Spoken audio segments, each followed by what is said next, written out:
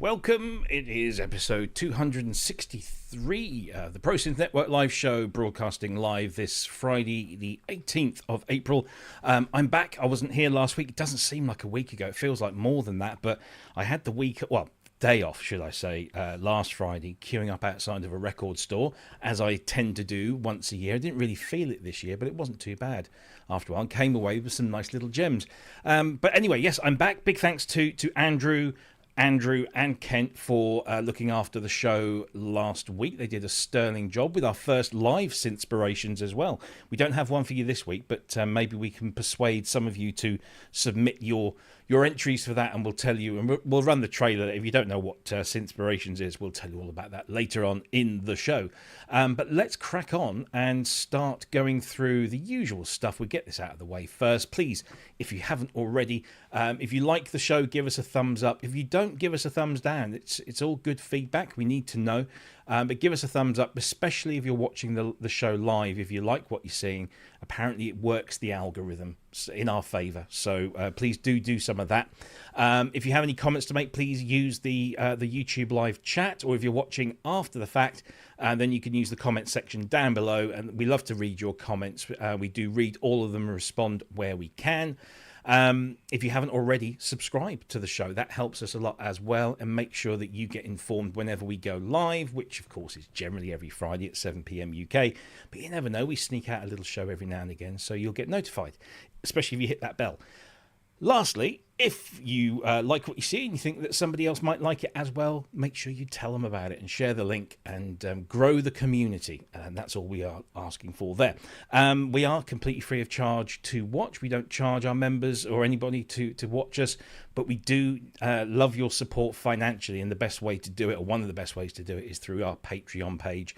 There's going to be something new added to that a little bit later on, relative to our guest that we have on this week. We'll tell you about that later. But if you subscribe to the Patreon page, it costs, I think it's a minimum $2. You get access to lots of free stuff. Let me just bring the page up here, and we'll show you what you get. Here we go. Add that thing and put it there. We go. So at the moment, what have we got? We've got free patches for the Cherry Audio Octave Cat from Custom Sonics. They were donated. Thank you very much indeed. We've got all of the Synthspiration episodes are all isolated and thrown up here ad free. So we had that brilliant one from Woody, from Woody's Piano Shack. That was a superb one there. We've got Jeffrey Derry's one, and Richard McLeod, and the wonderful Matt Evans, and Tieran Kimber, and Ros Gray, which I think is still one of my all-time favourite Synthspiration videos. But they're all there, and what I need to do is cut out Andy Brooks's live Synthspirations from last week, and I will put those up there for you to use and watch and get inspiration from, and discover some new music. That's the whole point of that. So yeah, you can use our Patreon page. That's fantastic. You can also subscribe to us as a YouTube channel member if you don't like to use Patreon. So again, it's a minimum $2 a month. You get all the same free stuff as you do on the Patreon page. It's just a different way of doing it. So we like to give you the options. We've also got, of course, our merch store, which we relentlessly plug as often as possible. But we've got some important updates on this. If you are in America, you now have the option for expedited shipping for a slightly smaller, small increase in your shipping costs. You can get it a lot quicker. There's just the US at the moment. I don't know if they're going to plan to do it further afield, but if you are a US customer and you want your stuff quicker, expedited shipping is an option. We've also got some brand new merchandise to tell you about. Here is the latest products in the store. It's the Frankie Say stuff. No, we haven't got permission, but hey, we'll ride that one and see if we get told off for it. But we've got Frankie Say, Watch ProSynth Network. We've got mugs, t-shirts, and hoodies. And as you noticed there, everything for the Easter weekend is 10% off. So if you're looking to buy some stuff, you're going to save some money. And that's 10% off everything, including the bikini that we had a request for. So there we go. We made it, and we had a purchase. We're just waiting for some modelling pictures. We've got the Keith in Watford ProSynth Network bandana, as sported by the one and only Keith in Watford. We've got the Justin Have You vest tops. We've got the My Other Synth t-shirts, of which I'm wearing one. this very evening. We've got the jackets, the mobile phone cases, the stickers, the dresses, all sorts of things in there. So there you go. That's the merchandise store, 10% off all the way through until the end of Monday. So like, $23.59 on Monday. That will stop. So get your orders in over the weekend. You'll save yourself 10%. And if you are in the US, you'll have extra expedited shipping at a small extra cost. You can find us across all of the social media networks, Facebook, Blue Sky, Twitch, Instagram, Threads, and TikTok, as well as YouTube, of course. We're broadcasting live on Twitch as well as Facebook and YouTube tonight. And if you have a question during the show for us or our esteemed guest, then please put a big capital Q in front of your comment so that we can see that it's a question, and we'll move over to the questions page and we'll bring those in as and when. And don't forget, if you want to just not subscribe, but if you just want to support us with a quick blast of a bit of cash, you can use the YouTube chats, super chat and super stickers, and you can send us a penny, a pound, $1, $10, whatever. We appreciate everything. It all goes to help keep the channel on air and pays all the bills. So that's fantastic. So I think we've done everything in terms of all of the housekeeping. It's time to bring in our co-host and guest. Before we do, we've already had a donation from Steve the Bastard, who is in the UK at the moment, but he's still donating in Australian dollars. But thank you very much indeed for that wonderful donation. Thank you very much indeed. I hope you're enjoying it over here in the UK. He's over here for his daughter's wedding. I'm sure you won't mind me saying that. So I hope everything, I don't know when the wedding is, whether it's this weekend or whether it's been or gone, but I hope everything has gone or is going okay. So we appreciate your donation. Thank you very much indeed. Right, let's just get rid of that banner on the screen. I've lost my page. There it is. Bang. Gone. Right, let's bring in my fellow co-hosts. Andrew, who looked after the show admirably last week. Good evening, sir. How are you? I'm good. I've had a bit of a lurg. I think Jervis has got it now, young Jason, but all good now. All good. Been a good week. Excellent. Good. And thank you again for doing the show last week. I forgot to mention last week that Steve also donated $20 last week. So, Steve, wow. You are a very regular contributor, and welcome to the UK. I'll be seeing you on Sunday for lunch. Oh, there you go. Nice one. Take lots of pictures. I will. Yes, because I think he's already been posting some stuff, which we can't share on this family show. No. But it's him and his mate popping the finger. But anyway... let's bring in our fellow other co-host who, as I said, probably only realised the show was on when he got the notification of us going live. Is that true or not, Mr. Spong? No, I didn't know it was on. I did know. I just had trouble finding the studio. It's that big room to the left of... Yeah. How are you? Don't. Yeah, I'd like to thank Steve as well. He sent me the biggest box of Tim Tam biscuits you've ever seen in your life. Wow. Of every conceivable flavour and type. How many flavours do they make? Well, Fiona was going through the box, and I think she said there was about 6 different types in there. There's caramel, and there's chocolate, there's double choc, and it was like... and for those that don't, for like the uninitiated in Australian confectionery, they're basically like penguins over here, two layers of biscuit with a chocolate filling. Is that right? In construction, but they're actually more like penguins that have been on steroids. Yeah, they're just like lovingly created by angels or something. Oh, wow. You know, that kind of thing. I've never had one. Well, I can save you one. I think I've got about 3,000 of them downstairs in a huge box. Do that. My type 2 diabetes will thank me for that. Yeah, well. Yeah, I think he's secretly trying to kill me anyway, so don't worry. Yeah, sure. Anyway, good to see you as always, mate. I hope you're well, and hope the lovely Fiona is too. Better than nothing. How anyway. How are the pooches? Are they all okay?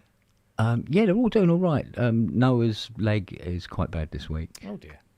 So he refused to give up. You know what he's like. Yes. So, but yeah, he's hurt his back leg as well, so he has to hop on 2 legs. And they're keep the other in 2 opposite up. corners, aren't they? Yeah. Fortunately, yeah. Otherwise, it'd look really stupid. Bless him. Anyway, good to see you. Right, it is time for us to bring in our guest this week. This one came to us via a guy called Chris, who works for Sonic State, amongst many other things. And he first mentioned this gentleman to me over dinner in Sheffield when we were at Synthfest last year. And we've finally managed to get this gentleman on the show. He's a Grammy Award-winning mixer, producer, engineer as well, probably. We're going to ask him all of these very important questions. But the reason we've got him on is that he has come up with a superb tool for musicians and anybody in the recording business of managing your projects in an ever-increasingly remote world. The product is called Multiband. The man behind it is the one and only Dom Morley. Welcome to the show. Yay! How you doing? Very good, thank you. Yeah, very nice good. to see. This is a lovely backdrop there. I mean, we should have a competition for best backdrop, but wow, that's some gear there. Is that some 5U stuff behind you there? There's quite a lot of 5U. So these two cases are all 5U. That's What's inside MOTM those cases? Format. What have we got here is MOTM and Oakley. Oh, pretty nice. much. And that's a clay sequencer going on there. Ah, look at that. And this one is there's core synth there. A variety of things there. A couple of DIY things as well. Actually, this is Moslab, a Moslab like Moog voice. And then at the bottom, you can't quite see. That's a Ken Macbeth voice. Oh, nice. Which is lovely. Got a bit of Eurorack here. Wired, you know Wired. Built by Kerry down in Somerset. Modcan is here, and that's a DigiSound which needs a bit of fixing up, which I haven't got around to doing. So yeah, awesome. That's kind of and there's you can't see over there. I've got some banana stuff in the far corner. Oh, okay. Some kind of surgy things there, and there's a Phoenix 2 here, which I just got very recently from Patch Point. You know, they're remaking the Phoenix 2, so I just got that a few weeks ago. That's you're making all of our modular heads incredibly jealous. I'm not one of them. Yeah, I'm famously not a modular person. I'm into proper synthesizers, as I like to call them. But no, I have to say that is an impressive backdrop. Anyway, also I do notice, and I don't want to embarrass you, but over to the right of our screen, to the left shoulder, is of course that very famous Grammy Award. Oh yes, which is that's. I thought you meant the cactus. There's a cactus as well, but I mean, each sets the other off nicely. It's very good. Can I ask what you won that for? So that was for Rehab. So I was nice. Amy Winehouse's Rehab. I was Mark Ronson's kind of UK-based engineer for a few years. He sort of rotates every few years. So the few years that I got was quite fortunate because it was all of Amy's album. We did a track called Cold Shoulder for Adele, and Mark's album version, which included the Valerie, the big hit with Amy. Yeah. So that was quite good. So I was quite lucky. It was a good period to be Mark's guy. So so yeah, that album obviously got all manner of nominations, but two of them, Album of the Year and Record of the Year, which is like Single of the Year, are to be partly judged on the sound as much as the songwriting performances. So hence I got one for Rehab. That's cool. Very nice. Well, belated congratulations on that. Yeah, it was a while ago. Yeah, but that's an amazing. And to work, I mean, did you work directly with Amy a lot, or was that? Bits. But Mark was particularly international. I mean, he probably still is, particularly international at the time. So the bits that I did all of were like the orchestral recording bits. So strings, brass, percussion. Nice. I did all of that on Mark's track. So Mark didn't produce the whole album. A guy called Salam Remy did about half the tracks. Mark did the other half. But then there was a lot of other stuff as well, like, guitars, which Mark did a few of. Stuart Zender did a few bass bits. Oh, yeah, I love Stuart. And then the one lead vocal I did there's a lot of backing vocals. There was one lead vocal for a track called He Can Only Hold Her. So, and that was, if you want a bit of background on that process, it was an absolutely staggering recording session because, so here's the thing, she was about 26 at that time, right? Yeah. And I worked with, I used to work at this studio called Metropolis, which is like a big posh studio, so we've got a lot of big posh people coming by. So I was fortunate to have worked with a lot of big names, more by virtue of, being a Metropolis guy than them coming for me. Yeah. But the only people whose skill I could compare her to that I'd worked with were people like Rod Stewart, Mick Jagger, Roger Daltrey. And they'd been doing it for 50 years longer than she had.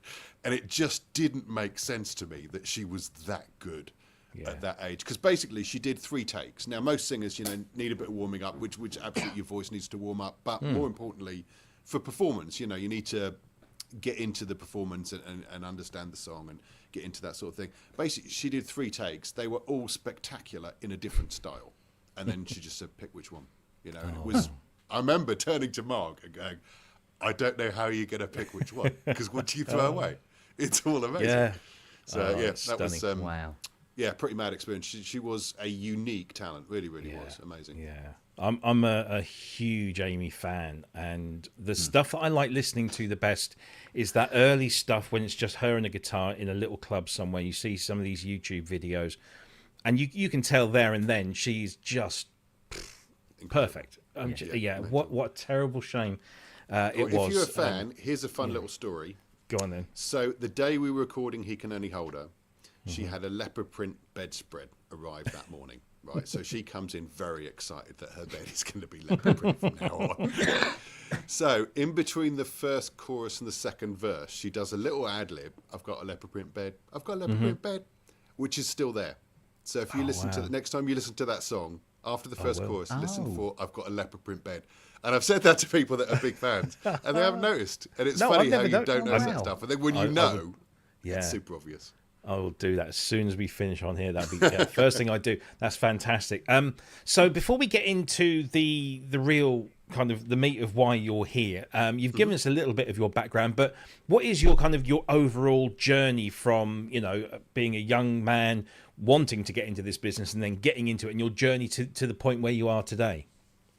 So I started. I started as a teenager in a band, and got a 4-track cassette machine.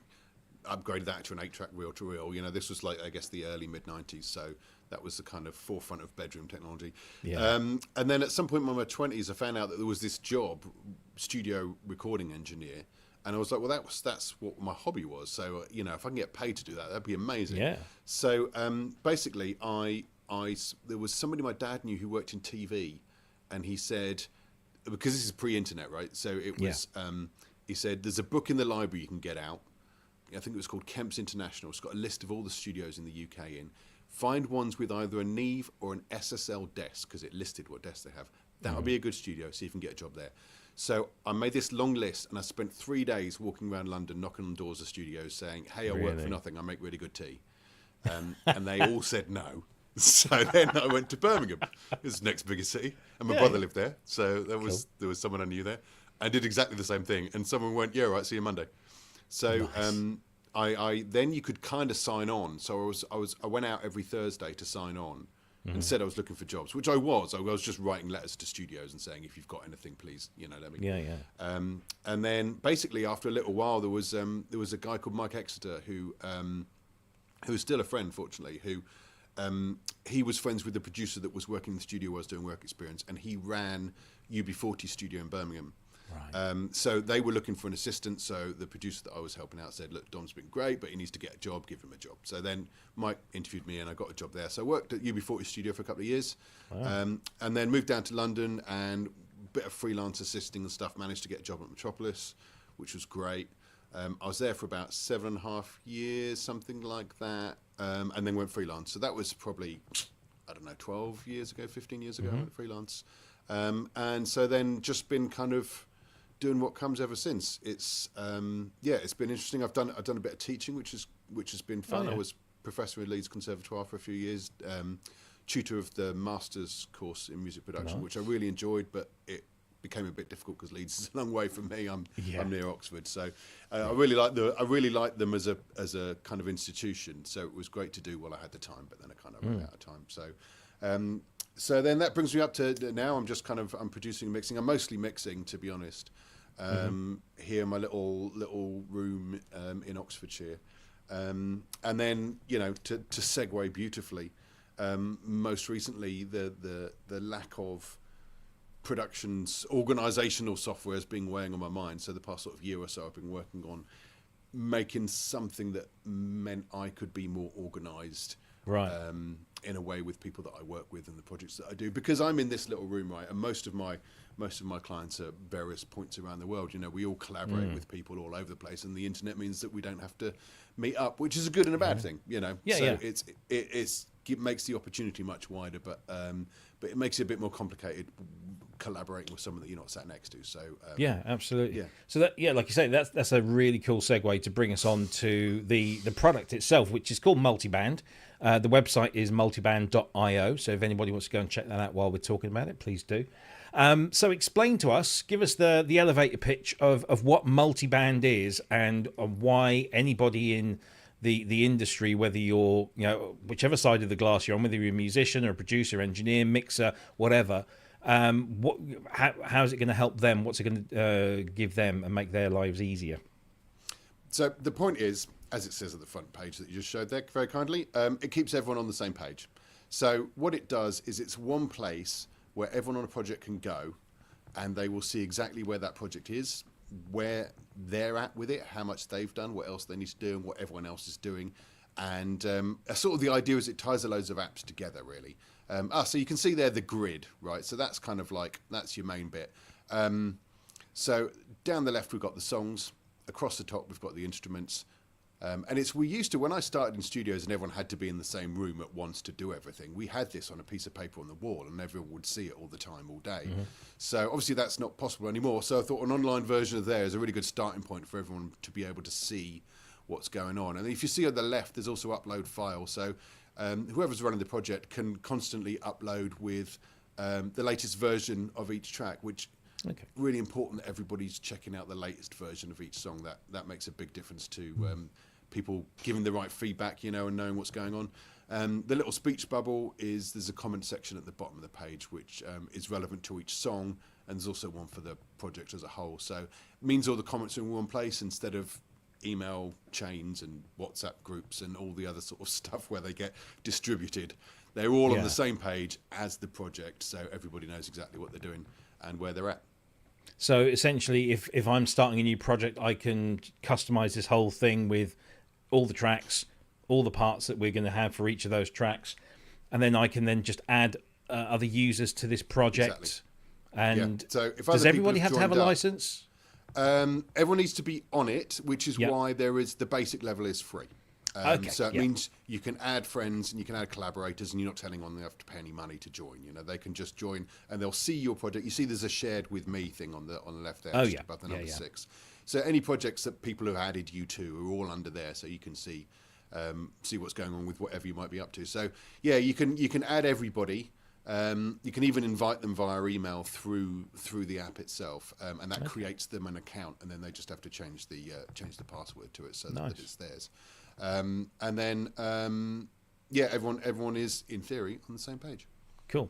And it's really, I mean, we'll get onto the pricing. Let's get it out of the way. It really is a very affordable tool to have, because basic, as you said, the basic starter level is completely free.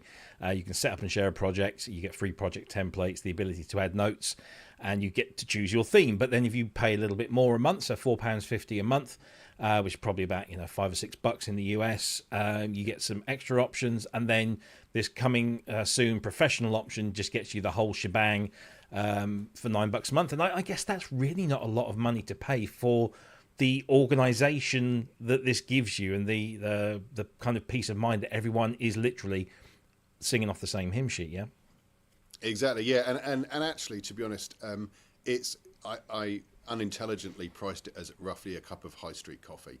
I won't say which shop I went into, mostly because I don't like their coffee, so I don't follow it. But I walked in. How much is everyone paying for a coffee in this place? All right, that much. I'll do it that a month. And then so basically that's the proper usage of it. Like the free one is great, and you can play around with it. And if other people are adding you to stuff and you just want to keep an eye on it, then that's the level to be on. If you want to use it yourself properly and upload music and all that sort of stuff, then you want to be on the standard level.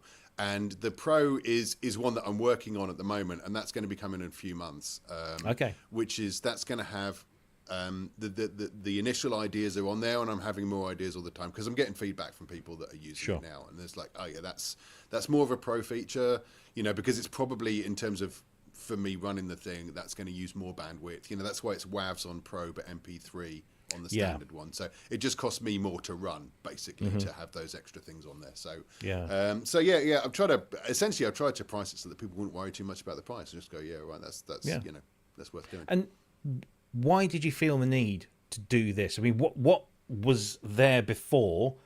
You mentioned, the notice board with. You often see in studios you have notice boards full of post-it notes, and I guess that's what this is kind of a digital version of that. But why did you feel the need to create your own tool? Aren't there other tools out there, productivity assistants that do this sort of thing?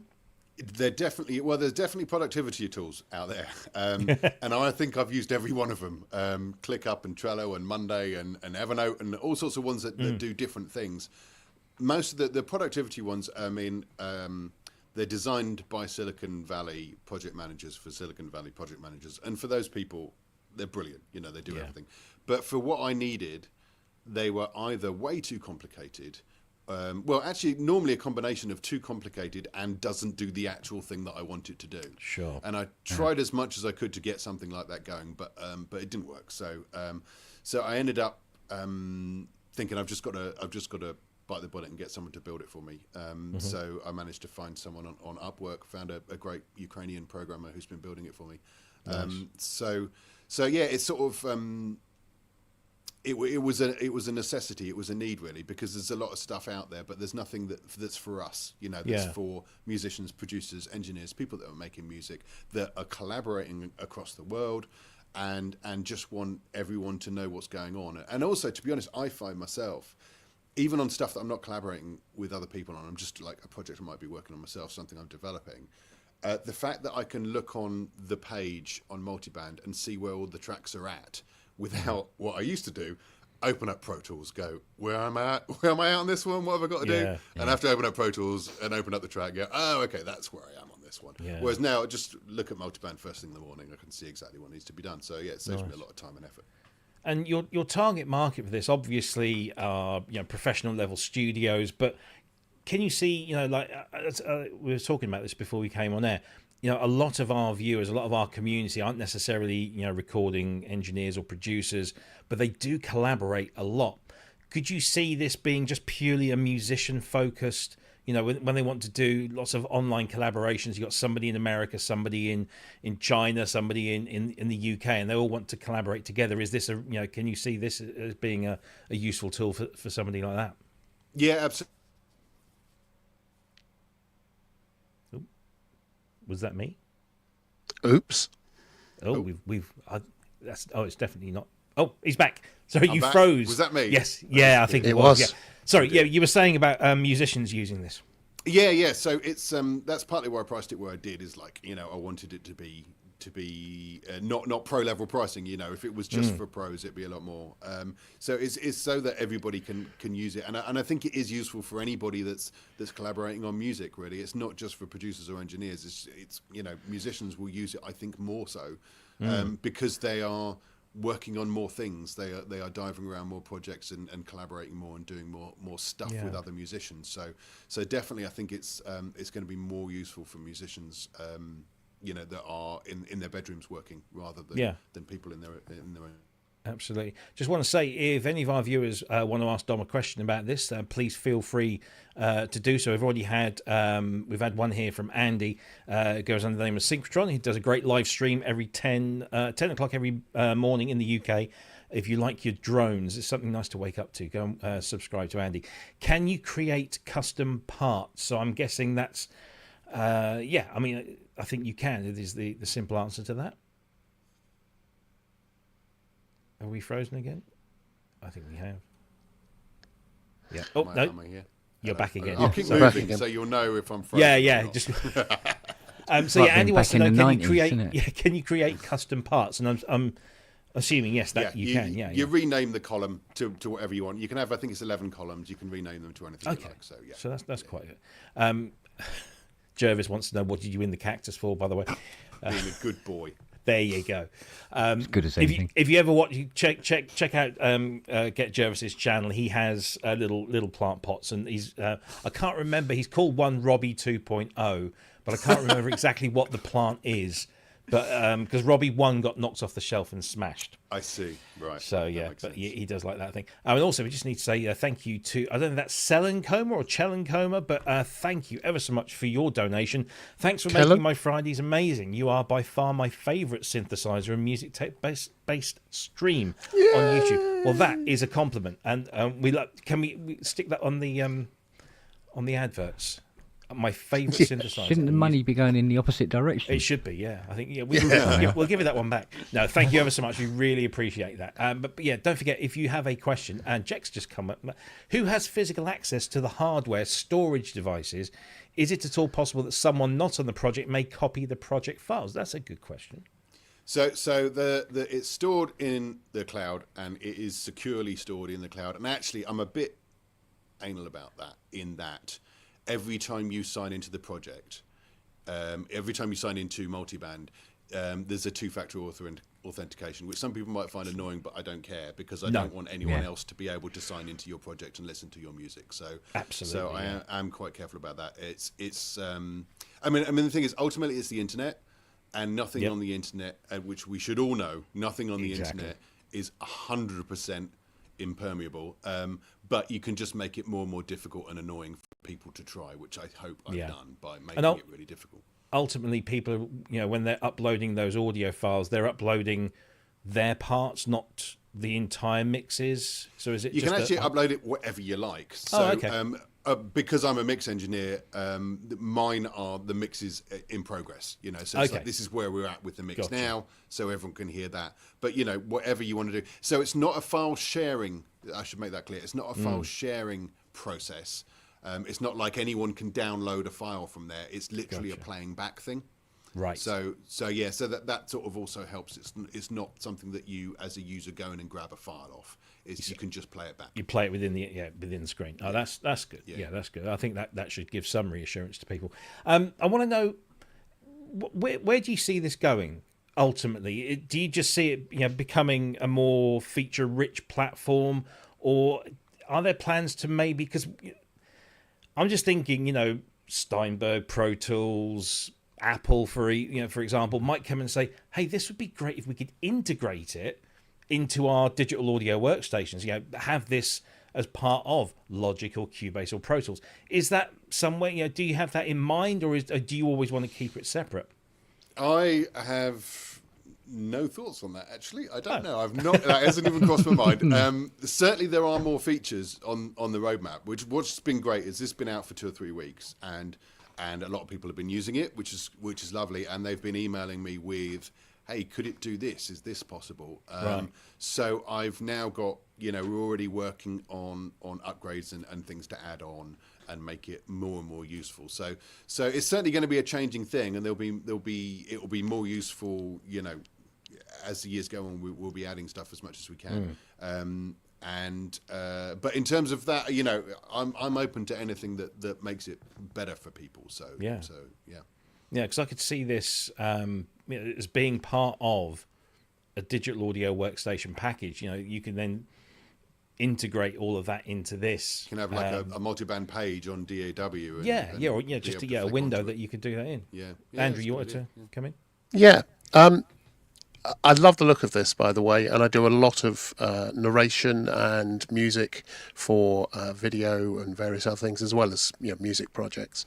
I was just wondering, I'm just looking at the interface, it's got the red ticks and then grey circles, which I'm assuming the red ticks means it's done and the grey circles are not done. Is there a third sort of tickable something which needs to be done, like a question mark or...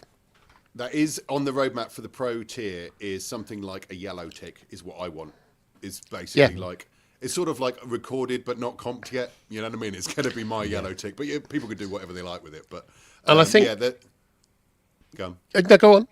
I think there definitely will be, on the Pro tier, there will be a number of levels, so it's not just the on-off, yes or no, which I think for some people, that's all they want, so I would like to keep the standard level with that, because that's a level of simplicity that I think a lot of people will want. But I think other people, more than the Pro users, will want something a bit more in-depth, because they've got a lot more stuff going on. So yeah, I'm thinking that that's going to be appropriate. And I think you mentioned that this is more of a file, not a file sharing. It is more of a playback engine, so Yes. people can review where you are with something. Certainly for a lot of my clients and the kind of people I work with, they want to hear progress. They want to hear where it was, and have all of those versions available. So that's this looks like a really, really good thing for just getting the clients on board. I think we've also, in the video side of things, on the video industry side, we've also dealt a lot with security, and an awful lot of video stuff is dealt with by doing zero knowledge of the file. So it's stored in the cloud, but only the originator can see what it is. That's quite expensive tech. But for the moment, two-factor authentication makes this worthwhile. And I was just wondering, how do you see this for small, people working out of their homes or small studios? A lot of them are going to want to get work doing soundtracks, radio stuff, TV, hopefully, video productions, all sorts of things, because that's where a lot of them tend to work as well. How much sort of credence and credibility do you think this gives to someone if they're trying to approach a production company and say, I can manage this project? Because I know for a lot of production companies, it's not whether or not they're creative and can play, it's whether or not they can manage the project. This looks like a really good tool for that. What's your thoughts on that? Yeah, I think you're absolutely right. I think that's one crucial point that people do forget about the sort of, if you get breaking into the professional realm, is that people just expect you to be organised. They want you to be. They don't want to have to babysit somebody. They want you to be, as well as doing all the musical stuff that you should know how to do, they also want you to be organised and on top of things. And I think Multiband demonstrates that you are. If you say, okay, I've got the project up on this thing called Multiband, I'll send you an invite, or log in, get your account, and what's quite nice about it as well is when you click the box and say there's an update, you've updated things. You get the option to then, there's a little yellow box appears in the top right-hand corner. You can hit update on there, and basically everybody that is on the project, all the people that you've attached to it, then gets an email to say there has been progress on this project. So people don't even need to check in and find out what's going on. You can be updating them and showing that you are working on it and you are progressing, and things are happening. So I think in terms that's of very cool. Yeah, it's kind of like somebody described it as the parcel tracking service of music. Coming back to what Robbie was saying earlier, some sort of an integration that would be really useful is when you're working in whatever package you're working in, whether it's a DAW or I use Wavelab a lot, as well as Cubase and Nuendo and various others. It would be really nice in there whilst I'm working on something and I'm saving a project to be able to also save it out, just say this has now happened, find a way to integrate that into the DAWs. That kind of thing could be really, really good going forward. I can see this really working well. I'm going to have to be making notes very soon. Well, you can play this back. This is the beauty of it. It's all you can play it all back. Yeah. Somebody brought something up that was in my head, and I'm going to do it now before I forget it. Versioning. So I'm supplying, the bass line, for example, and I've uploaded one. We've had a discussion. And so I upload a new version. Is the old version still kept on the system? Can I refer back to that so I can compare the two? Now, currently no, which is a conscious choice of mine. And if I find I'm in the minority on this, then I'll find a way of changing it. What I like to do when I'm working with people is them have the latest version of the thing, and we are permanently moving forward in that way. Okay. Yeah. I don't like it when people have 10 different versions that they're constantly going, what about that one and that thing and that thing and that thing, when we are moving forward and we have done new things and they are great, and let's keep moving forward. So if I get a lot of feedback on we need different versions, then I'll find a way of making it so that you can have different versions, and there's ways to do that, so I can make that happen. But probably as important is Robbie just said about, I did the bass part, we've had a discussion, here's the new bass part. When they upload it, are you as the project owner able to download it from here, or do you have to download it from somewhere else? So only the project owner, whoever started the project, is the one who uploads. So it's the idea that there's one person in charge, which keeps it all a bit more together. So basically, say I'm producing, I'll be in charge of it, and if somebody added something, then I would mix that into the track, and then I would upload that new version and then hit the button. Everybody gets an email. new version of this is now live, so then they'll go and have a look. So there's the sort of, I think there needs to be, in order to avoid confusion, there needs to be kind of one mind that's in charge of each project, so things go through that one person. Otherwise, it can get a little bit chaotic. Yeah, That makes perfect sense. So the person organising the project gets to download the stuff, do the mix, and then put up the versions as it goes on.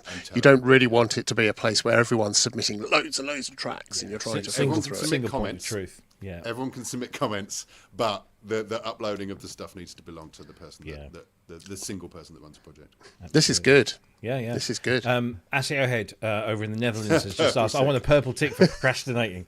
I need one of those. I think it's a valid suggestion. I think we'd all use that, yeah. I'm procrastinating on this track. He's also said, are there any plans to make live jamming possible? So it's like live musical collaboration, or is this always going to be project management exclusively? Currently, the idea is that it's project management. I think there are other ways to do that through your DAW, which I would prefer to leave that to them because they'll do it better than I will. So I'd rather... when you're doing stuff like this, it's quite easy to go, and then I can do that, and then I can do that, and they're all great things, but really I think you need to stick to the thing that you are there for, which is I'm trying to focus on everyone on the same page, productivity and collaboration tool to make sure everybody knows where they're at and that they're organised. So that's the kind of, I'm adding things that help that along, you know what I mean? Yeah. So I get that's a cool thing, but I think there are better softwares to use rather than this. Good point. There's a question from Half God, Half Beast, who was, I think this kind of pertains to what we were talking about, people accessing this when we don't want them to access this. I guess the two-factor authentication it protects keeps anything from people out. Because obviously AI scraping is a topic du jour at the moment. Yeah. So that protects. They'd have to log in as you and have access to your email as well at the same time. And okay. Be able to get in that way. So really that would be very concern. challenging. Yeah. Sorry, I misnationalised Asio Head. He's in Belgium, not the Netherlands. I always get those two mixed up. I don't know why. It's all flat. You can't really tell. Sorry, I've just offended two nations now. You're digging a bigger hole now. I know, it's terrible. The mountains of Holland. Yeah. I need to go. I've never been to Belgium. I've been to Holland lots. Been to Amsterdam, but never been to Belgium. So I need to go. Asio, nice. You can take me, show me around Bruges and all that. Oh, hang on a minute. Did I go to Brussels? I can't remember now. Anyway, we're veering off the point. So don't forget, we've got questions. We've got Dom now for another 15 minutes or so.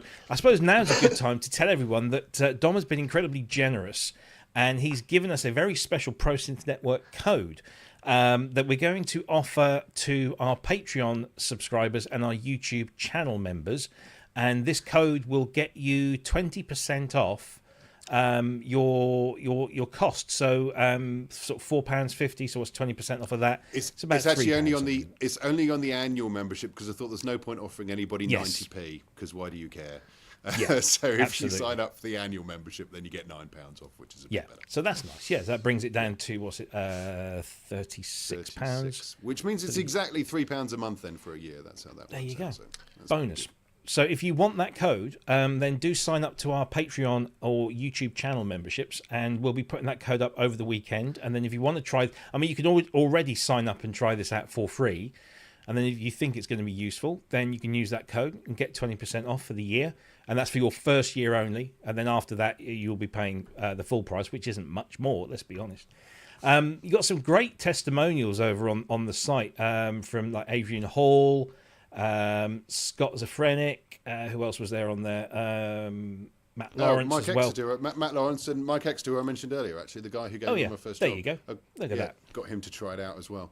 And again, you look at these guys' credits, these are heavyweights, shall we say, with it, and I mean that nicely, because I'm really digging a hole here now, aren't I? But yeah, some great testimonials there to sort of back up that. I mean, when Chris showed this to me, I thought, why does this not already exist? That surely something, and like you say in the trailer on the channel, you tried all these different specific, project management tools like Monday.com and all, and is it Evernote or Evergreen? I can't remember. Evernote, isn't it? Evernote. Yeah, that's good for note taking. I tried using that. I tried using that for a corporate thing, and it's just it's so confusing. Whereas this just looks like really, really simple. I'm actually going to sign up for a free account, just give it a little go, and then if it's something I can use, then I definitely will. I think I'm definitely signing up for a standard account. And just to clear something up, the monthly cost is £4.50 for standard, or professional is, which will be coming soon, will be £9. If you were to times that by 12, then it's a lot more. It's actually, they times it by 10 for annual pricing, so you already get a discount. Yeah. So with the 20% off, you actually get a third off the price overall. It's an amazing deal. It's an amazing deal. So thank you for that, Dom. I can see me using this in my day job because, as Andrew alluded to, with producing video content, voiceovers, backing tracks, all that kind of stuff. I only work with generally a small team, but it is always bloody confusing sometimes because I'm in the UK, they're in America, one of us is in Hong Kong. So to have something like this where somebody can say, right, I've recorded this, it's I've sent it to you, I can tick that off, and I actually think this can be useful beyond the sort of traditional music business into all sorts of other. Yeah, I mean, it's a good visual representation of project management, isn't it? And what's been done and what hasn't. Because actually, my wife works in a bank, and she was telling her colleagues about it, and they were like, "Oh, we could do with that for their projects." Because anyone's got a sort of standard project procedure and would appreciate a bit of visual feedback. It is kind of useful. So, and the automatically emailing people is quite a nice feature as well. I think these tools tend to become quite complicated. For no other reason that, look, the cool thing that we can do, and it just kind of gets in the way, doesn't it? Sorry, Andrew, I cut you off. No, I was just going to make pretty much exactly that point, which is for an awful lot of musicians, they're deeply creative. They don't really want to get into organising. This makes organising much, much simpler, and it does occur to me, I've often got 5-6 different projects running at the same time, and you're constantly if you're working with corporate clients or with broadcasters or whatever, deadlines change, people become available, then not, guitarists and drummers and voices, and everyone's available at different times. So just being able to, at a glance, see what has been done and what's outstanding actually makes this really useful. I will be using this. I will be signing up and using this every day. There you go. Nice. Cool stuff. Right. So like I said, if you've got any more questions for Dom, you've got him for another 10 minutes or so. But that's Multiband. The website is multiband.io. I'm sure the admins have probably thrown that up into the chat. It's already in the description down below the video, and we'll put it up onto the Facebook group as well. And as I said, if you are a Patreon subscriber or a YouTube channel member, we will be posting a code that will get you 20% off the annual price of the standard package, which you can then try out for it's 20% off your first year. Because we are the Pro Synth Network, let's just kind of go back to synths. You've got this amazing collection there. I mean, what's your history with synthesizers? What was your first ever synthesizer? Do you remember? Good point. The first one I remember getting because they were cheap back then in the 90s. I got a Juno 6, which had no MIDI. Oh yeah. And I had no CV and gate, so I played around with it a lot, but I didn't really do much other than just play around and fiddle with the filter because it sounded amazing. Yeah. And then I was doing a lot of moving around different flats and didn't really have anything for a while. And then the first one I got when I started working in studios and things was a Nord Lead 1, the first Nord Lead, which was great. I really, really liked it. And I had it up until quite recently. And then actually I started down the modular road. Here's why. So I when I first went freelance, I shared a little room, which happens quite a lot. With another producer engineer friend of mine, and he had a lot of guitars. He was sort of more guitar based guy. So our studio had a lot of guitars, and I had my Nord, and actually he had a Jupiter 8, which was lovely. And I just thought it'd be good to have some more sort of synthy options. Maybe I'll look after that because he had 8 guitars and a couple of amps and stuff like that. So maybe I'll see if I can add, because I'm into that sort of thing. And about that time, I saw something on Twitter about Eurorack, and I thought, what on earth is Eurorack? Which is obviously a fatal thing to happen. Yes. And look, and now here I am. So then I looked at that and thought, that's exactly what I want. Because, and this is obviously the thing that the rabbit hole that you go down, is you can build a basic synth fairly easily and reasonably cheaply, and then another 80 quid gets you a completely different filter. So then you've got a different synth. And you know, and you can keep on doing that. And then you end up with a pile like I've got behind me eventually, as you keep on getting all those different options. So it really started from me thinking, well, that's a small form factor, because I didn't have a lot of room, didn't want to buy a bunch of old vintage synths that I wouldn't be able to fit in, and would constantly be sending to Kent to get fixed. So, sorry, Kent. I worked there just by buying some Eurorack. So I got these Eurorack things instead. And then so that's really where it took off for me is through that, and then found all these other form factors so I've got a load of different form factors, which is odd, I realise, but for me they do different things easy. Like, it's easier for me to get big old classic sounds on the 5U. And it's easier for me with, you get the surge that you can't see, to get the kind of science experiment sounds. They come very easily on the surge for me. So the reason why I've got different things is, for me, there's an easier, they do things a lot better for me. There's an easier way of getting there. So yeah. Favourite ever synthesizer? Oh, that's a good question. Yeah, I think the Macbeth voice. It's just almost every bass line is the Macbeth voice. It's just he's an astonishing maker, isn't he? He really is, yeah, and a lovely guy as well. He's really like, I ordered that, and I'd ordered everything but not the mixer, because you can kind of get away with it without the mixer. And then he sent the package to me, and it arrived and it had the mixer in it. I said, "Oh, you sent me the mixer by mistake. Just let me know your address. I'll send it back." He said, "Oh, don't worry about it. Don't worry about it. It will work better." Like, well, there was absolutely no need for that, but yeah, absolute top blow. But yeah, everything he designs amazing. So I have got the filter in Eurorack as well, actually, the stereo one, which is absolutely beautiful, and is I think it's one of the first things I bought, and I've still got that, and an AFG, if you know that oscillator, the AFG, right, is a really good, does lots of weird waveforms. And you've got this amazing setup behind you. Are you always using that, or do you just bring it out on special occasions? I mean, is it a constant in your work? I wish, I wish, but when you're mixing, you don't really need it that much. I use it for mixing if people send me stuff where the basic sound is not great, in which case I say, if you send me the MIDI, then I send them a picture of that and go, if you send me the MIDI, I'll do it. Stick it through this. So I produce stuff occasionally, in which case that's always on it. But I am mostly mixing, in which case you get little bits of it occasionally, or sometimes I'll add a sound. It's rare, but sometimes I think, like, the chorus needs to land heavier, and there's a lot of room in the bass. I can probably just put I'll probably put Macbeth bass on that and just fill out the chorus and make that like a stereo one of those, make it huge. So that's what it is. So not as much. It spends more time being my little break time. So it's not a screen. Step away from the screen, make some noises on that, and I feel a bit better. Then I go back to work. Do you make much music on your own? No, is the basic answer to that.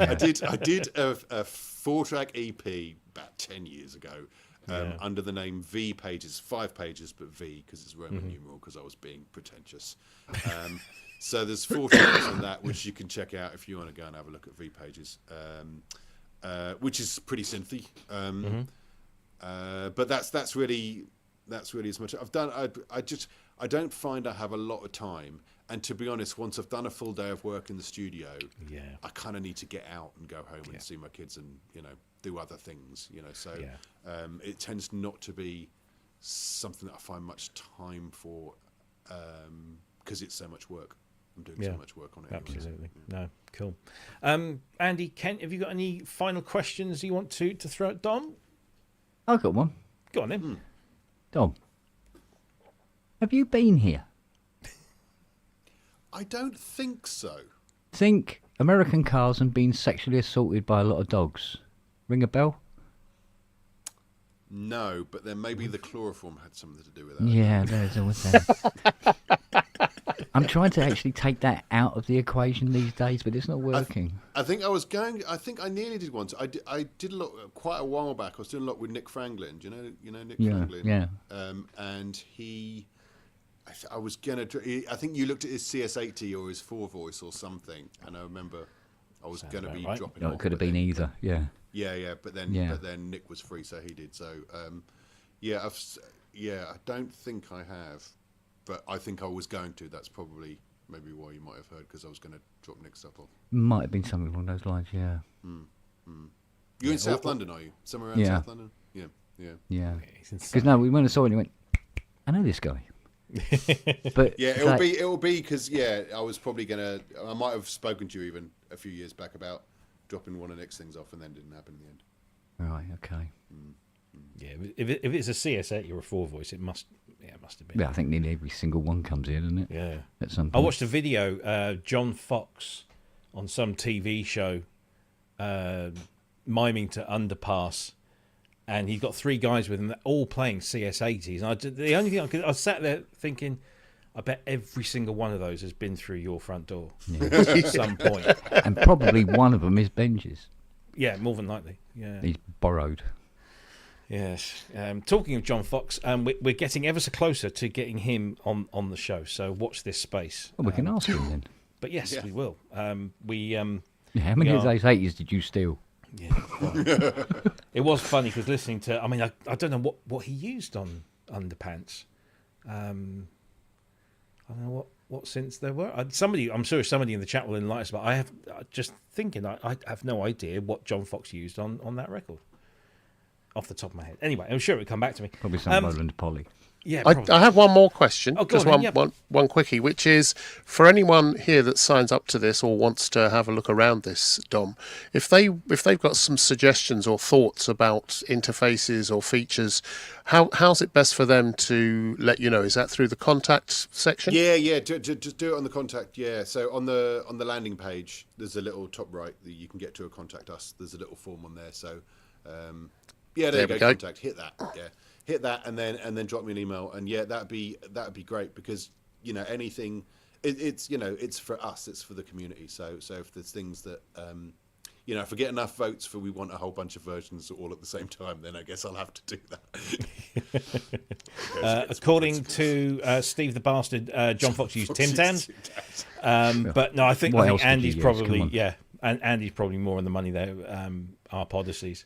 I guess the CS80s is just like it's like when you see a band performing on Top of the Pops, especially in the 1980s. Like I know most records did use a DX7, but that's all they ever had on stage was a DX7. So even if it wasn't one, it was always amusing to watch. Well, half the time they were hiring them from Tiny, exactly, and yeah. he'd take them and put them up on the stage, wouldn't he? So Yeah.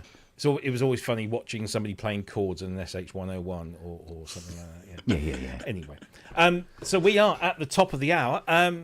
Dom, thank you ever so much It's been a for pleasure. It really spending an has. hour with us today and telling us all about Multiband.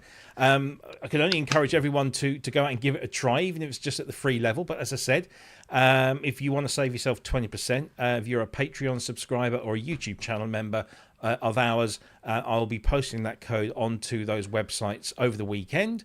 And then you can avail yourself of a 20% discount off your first year's subscription. And tell us what you think of it. Give us some feedback. And more importantly, give Dom the feedback. Please do. Because, Yeah, absolutely. Just any thoughts on it. I really appreciate it, because I'm kind of in a bubble here, just using it on my own. So sure. Yeah, whatever. Anything really interesting coming up in your pipeline at the moment, Dom? Working with anything cool that you can talk about? Nothing that I can talk about. Sorry, it's really boring. Really boring. Sorry. Sorry. Never mind. Not to worry. Listen, thanks again for joining us, and do come back if if you have a major update or you have something else you want to talk about. We'd love to have you back on. Thank you ever so much for joining us, ladies and gentlemen. That was Dom Morley. Thank you very much.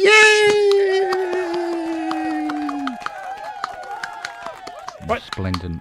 Indeed. Thank you, Dom. See you later. Take care. Bye. Yeah, mate. Take care. So there you go.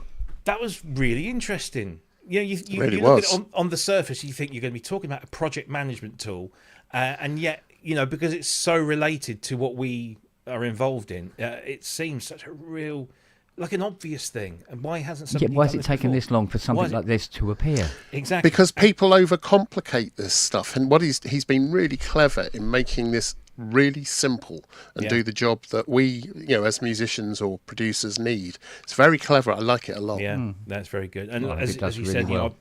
I've looked at some of those productivity tools and had to use them on occasion, in my corporate work, and it's they're not the most friendly things. But looking at this just seems like there's no fancy stuff, nothing that doesn't need to be there.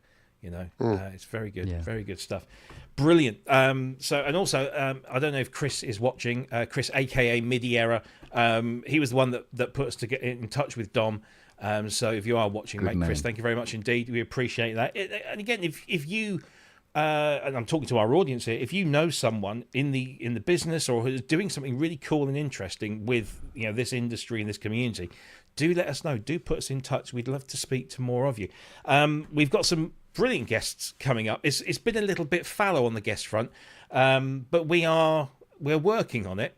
So next week, of course, we've got some very special guests, as we always do when there's a new Cherry Audio product. Talking of Cherry Audio products, they released a little teaser today.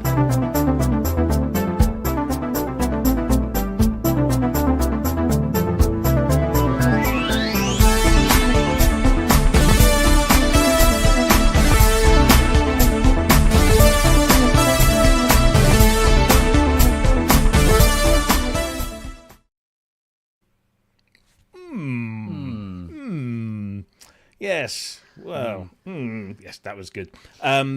Cherry Audio will be with us next Friday. That will be Dan, the man, of course. But of course, last time we had Cherry on, it was a sad farewell to Mitchell, the great Mitchell Sigmund, who has taken his retirement. He's still around. He still keeps in touch. But filling his boots, finally, we've managed to get on the man behind the Cherry Audio visuals, design and everything, and a guy called Mal Meehan. And Mal is a well-storied synthesizer nerd, as well as a fantastic graphic designer. So Dan will be joined by Mal, and we'll be talking about that brand new Cherry Audio synth, which is revealed on the 22nd. I believe it's 6 p.m. UK time, so 10 a.m. Pacific, and 7 p.m. in Europe, and you can go to the Cherry Audio YouTube page, and you can hit the notify me button on the launch video, which will kick off at 6 p.m. UK. Yeah, I think it's I don't think this one's hard. I think they've kind of given up on trying to disguise things too much, but this is very good. We've all had a play, and it's very good. Looking forward to that one. So yeah, we've got Cherry Audio coming on next week. The week after, we are going to be joined by a gentleman who has a band called Florencen, and they are from Quebec in Canada. So we've got some Canadians coming on, which is going to be really cool. And I suggest you all go and Google Florencen on YouTube and check out. They did a 30-minute live set for, I think it was either KXMP or KMXP radio, but it's a live set. And just picture this: you've got the guy behind the band, Matteo. I hope I pronounced that right. He has a mini Moog. I believe it's a Rhodes, an early Rhodes, some other bits of synthy gear going on. And then he's got a 4-piece string quartet. And it's beautiful stuff, and it's really cool. We were recommended them by the wonderful Michelle Moog. Huh. And she said, you've got to check these people out and get them on the show. And so we did. And they're coming on in 2 weeks' time. In fact, it's going to be the show before Superbooth. So it's going to be a lovely way to kind of get that whole week rolling. So if you haven't already, subscribe to the channel, hit that notifications bell. We're going to have more people coming on. Somebody's asking for the link to that video, so let me just go and find that for you, because it is a wonderful performance. Let's find the video. I really should have prepared. Here we go. KEXP was the radio station. KEXP. Yeah, and the link is now coming into the chat. There we go. So go and check that out. and you will be amazed, and I'm sure you will fall in love with the music as I did. They've got a Bandcamp page as well, which of course we'll be plugging no end on the show. Might as well put the Bandcamp page in the chat, and you can show them some love by downloading some of their music and listening to it. It's really, really good. But Florencen from Montreal in Quebec, they will be so Matteo will be joining us for the show, and we'll be talking to him about his music and his love of synthesizers and combining them with string quartets and all that. Quartets? What did I say? What's my mouth Quartets. working? This is alcohol-free Guinness, so honestly, I have no idea what it is. Anyway, so that's coming up over the next couple of weeks, so lots of stuff to do. Now, gentlemen, there's not been a vast amount of synthesizer news because we are now in that kind of twilight zone. Before Superbooth. Before Superbooth, where people are whispering behind curtains about things that might be happening, but we can't talk about those sort of things. So we can only talk about what is being put out there. So let's have a look. And unfortunately, this is going to get me into a lot of trouble. Most of it was actually modular. We have got some modular stuff. We're going to be talking about modular stuff. Oh, actually, just seen this. Tom is in the chat from the wonderful Synth Anatomy website. He's got 23 videos to upload from Synthfest France. Some cool stuff in there. Go and make sure you subscribe to not only to Tom's YouTube channel, Synth Anatomy, but also synthanatomy.com. Great news website. Tom works tirelessly on his own to keep that thing going, and he does a fantastic job. So, there was some really cool stuff there. I noticed our friends at Kodamo, they had the Mask 1 and the Essence FM Mark II, but they also had this 1U rack mount module that seemed to be demonstrating a possible sound engine from something that's coming up.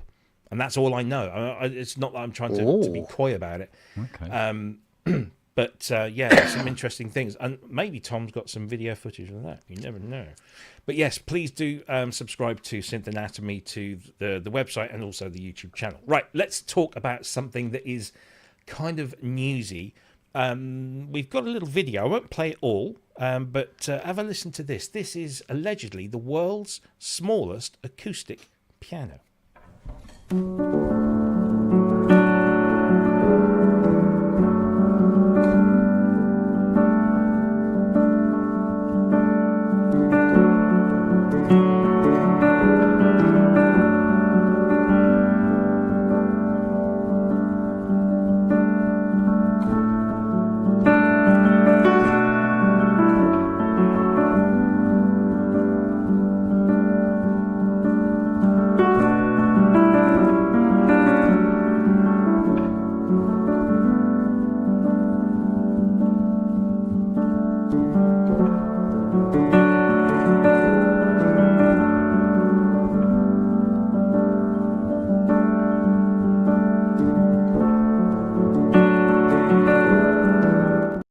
So there you go. Oh, it sounds really, really nice. Now, I know some people will say, oh, it's only got 49 keys. What about all the high stuff and the low stuff?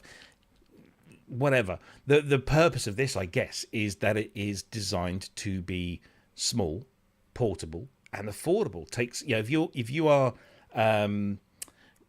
real estate challenged, shall we say, and you've only got a small room, or maybe you do want to take this out and about. It's lightweight, it's modular, and it's functional. It is only 70 centimeters wide. It's only 1 meter 15 tall and only 55 centimeters deep. You can see there, in relation to a coffee table and so forth. It's a dinky little thing, but it sounded really, really nice. Now this is on Kickstarter, and it has reached its target and it's exceeded it. So it's going to get made, that's for sure. But yeah, it's lightweight. It's something like 39 kilos, which for a piano is lightweight. And as you can see, it all kind of comes apart, and you can. They've got pictures of people sticking it on bikes or in the backs of cars. I mean, it's an immensely portable thing. So their target was 50,000 or just under 51,000. They've now exceeded that. in terms of UK British pounds, 23 backers, 15 days to go. The cost of this is just under €3,000. So it's about £2,500 for the L1. Then there is a version with MIDI. Now that makes it even more interesting. So you can add MIDI for a few €100 or pounds more as well. The early birds have all gone. But yeah, I mean, what do you reckon? I mean, we discussed this on Sonic State this week, and a lot of people I saw in the comments were saying, yeah, but it's only got 49 keys, and that, doth not a piano make. But I kind of like this. I don't think that is its biggest problem. No. Its biggest problem is the video is awful. Right. I want to hear what it sounds like. I'm not hearing what it sounds like. Okay. I'm hearing a guy thumping wood. There was some acoustics going on in there, but then there was a lot of compression as well. I'm not hearing what this piano actually physically sounds like when you're sitting in front of it playing it. I need to hear what it's. What's that bottom end like? All right. It's not going to be a Bussendorf of D6. Okay, I get that. There's also the problem of it. The Bussendorf was probably another $58,000 more. And I understand the fact about it being small and portable and in that modular form. I get it. But sell it to me. That video, the audio on that video was horrible. It wasn't selling it to me. Sure. But it's sold. I know. I don't. I'm just saying. But for me personally, yeah. No, I get it. I'm not sure. I mean, I wouldn't have put that video out personally. There is something very pleasing about playing a real piano because it isn't just. Oh, God, yeah. Yeah, it isn't just the sound. It's a multi-sensory thing. It's the sound, it's the feeling. You can feel the vibrations, you can hear the mechanics. The first thing I look for is somebody sends me a piano library to look at. The very first thing I look for is has it got the samples of the mechanics? Can I hear the pedals, and the dampers moving? Can I hear all of that stuff?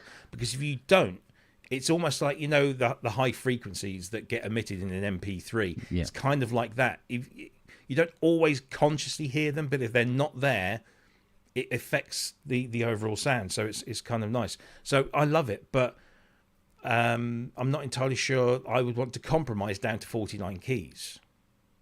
It would be more affordable and certainly probably in most ways more satisfying to get a really good sample library. Yeah, no, I see where you're coming from with that. Weighted.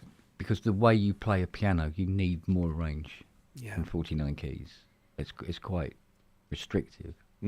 I would expect it. I can see why it's done well, but I'm just really struggling with 49 keys and $3,000 when 61 for me would be the minimum. Your 5 octaves. It wouldn't make it that much bigger. It wouldn't make it that much bigger. And if you're size reduced, it's not going to make it that much heavier if you're going to break it down into bits. I can kind of see it. I can't see why you'd want to be shuffling it around and sticking it in the back of cars and taking it to do things with, because that's what all of these things are for. Yeah. But it's and there's some really good piano action stuff and some really good sample libraries that you can get for a lot less than that. But I understand there will be some people that clearly people have bought it. I honestly don't get it. I'd be one because that's what I love about the piano, the richness of the bass, just being a good boom. That pins it all down. So it's in a market with a lot of competition. I mean, hello. Yeah. And it's about the same price. No, it's not. It's more, isn't it? It's a sculpture for hipster. Brilliant. Quote of the week. Nice comment there, Tanith. Yeah, that's good. I like that. I get it. I don't want to just poo-poo it. But No. But I say the fact that it's 49 note and the fact that the video was not. It just wasn't selling it to me. No. I would like to be hearing that. When you talk about the mechanics of the piano, that's all well and good. But when you're trying to sell me something, I want to hear the best it can sound. Yeah. I want to know what we're getting, And that's about putting mics up where the head is rather than sticking them over the soundboard, where you just get all that resonant stuff and you don't hear the rest of the, that's, you're quite right, Ken. I want to hear it, not the microphones and not the post-processing, which is what I'm hearing in that vid, which is a shame. But even despite that, it could sound wonderful. It's not going to have the bottom end. Well, I hope it does well anyway. If it does well, great. Yeah. Whoever gets it, I'm sure they'll be very happy. Lots of people with flats buying it. Yeah. And I think that's ideal for that. Yeah, it would be. People with small spaces that just can't. Because the one thing you can pick up, guarantee you, I could probably go on to a Free Cycle page or Craigslist or whatever and find people giving away upright pianos. I've had loads offered to me over the years because it's one of those things that people don't, it's too big to get rid of. They just want to get, to move it on, and so they offer them for free. And now you can have one that's, nice and compact. You can actually take it with you wherever you go, sort of thing, whether it's moving house or not. I kind of like it, but they've reached their target, so be interesting to see people using those. Excuse me, in the real world. Right. Okay. Let's see now. Again. Tom, we should give Tom a lot of credit for this show this week because he's reminded me that our friends at Bukes, and this, sorry guys, this wasn't on the list because this only sort of came up last thing. Our friends at Bukes have finally, because I know Kim has been talking, he was talking to me about this probably about 2 years ago. You can now subscribe to a club. This is patchandtweak.com, and for $7.99 a month for the core membership, you get to read, search, annotate, and bookmark online on any device, any of these books. So you've got the Push Turn Move, you've got Pedal Crush, Patch and Tweak with Moog, Patch and Tweak with Korg, Synth Gems 1. I like the fact there's a 1 after it. Authored by some guy whose name escapes me at the moment. I can't remember who was that. Yeah, who was it? I can't remember. He's buying me dinner, though, in 2.5 weeks' time. So, Dr. Mike Metley, everyone. And of course, Inspire the Music, which was the Rowan book as well. You can subscribe monthly or yearly. Not only can you access all of those books online, but there's lots of online content as well, such as VCV Rack 2 patches that you can test, and free-to-use patch symbols, and interviews and articles and all sorts of gubbins on there. It's a really, really good idea. I'm so glad that Kim has finally been able to bring it to market. So thank you for reminding me about that. Tom, €4 early bird as well, apparently, so you can get it for even cheaper, which is very cool. Have you seen Mike's 3-day trial? Have I seen Mike's what? No, I haven't. He's never about that in public. Eat me raw. Oh. I told you not to go in there on your own. I know. Yeah. Anyway, so there you go. Please go and sign up for that. I'm sure all of you modular nerds will be all over that, but I'm certainly going to get in there as well, because that looks like a lot of fun. So there you go. That's the new project from Bukes. It's called patchandtweak.com. It's easy to remember. You can read Push Turn Move for free, and then all of this other stuff is coming soon. Bonus content, documentaries, bonus book content, podcasts, interviews, articles, creative patch tips, tutorials, and introductory video lessons. Lots and lots of stuff on there. That promises to be a fantastic site. But yeah, look, become a member of Patch and Tweak today and get the early bird intro price of 50% off. Marvelous. And the more you buy that, I'm sure the more Mike gets paid, the more sumptuous dinner he can buy me in Berlin in a few weeks' time. That's the plan. Anyway, let's see, what else have we got that I told you got. Should we do some modular? Shall we? What's that? It's like synthesizers that aren't finished. That's we did lots last week with Andy Brooks. Well, you bloody would, wouldn't you? Because Brooksy was on. You'd have no blooming choice. Loads of those. Let's do it. Yeah, let's do some modular. Oh God, this is going to be so uncomfortable. No, it's good. It's good. It's a good thing. Dom would approve. He would. I'll do it for Dom. For some reason, I haven't got the video loaded up for the first thing. I think that's probably because it was a little too large. Yes, there's that as well. Where's the page? I've even lost the page. We're off to a cracking start. Okay, let's do this one first then. And whilst we're talking about this, I'll go and find everything else. Right, this is the name of this just makes me chuckle. Modular is the manufacturer, and Monuumatic is the product. And we do have a little video here. We'll only show a little bit of it because it's quite a long video. But this is Monuumatic from Modular.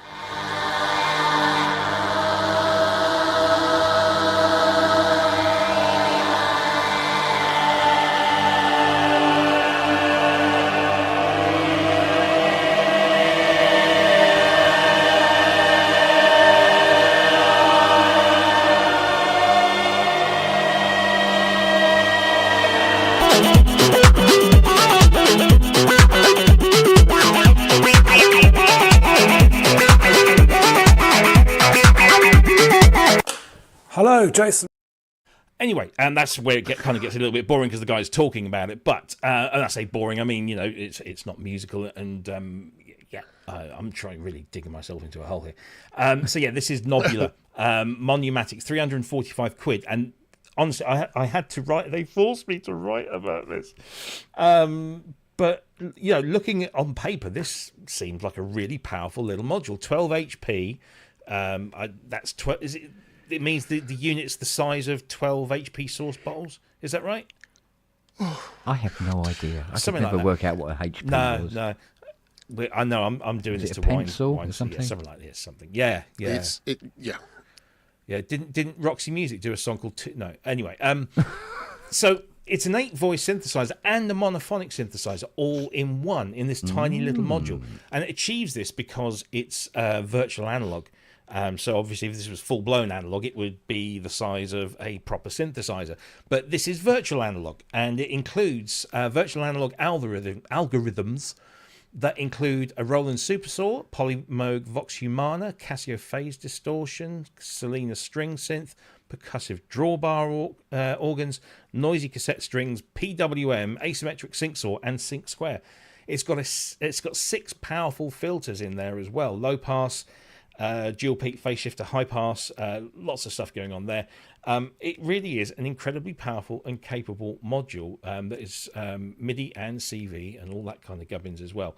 And it actually, it's when I look at a lot of these modules, they do seem rather confusing to me as a modular virgin, shall we say. But this one actually looks like it's laid out the way I would expect a decent instrument to be laid out.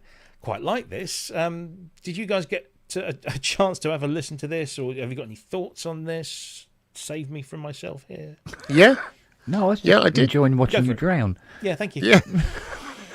Do you want this life belt? Do you want this? Yeah. So if you watch the video later on, you actually get a sense of what it's really about. And it is actually incredibly powerful. It's 8-voice poly, as well as a monophonic synth. It's got a load of different waveform things, including things, I think it's things like the Selena.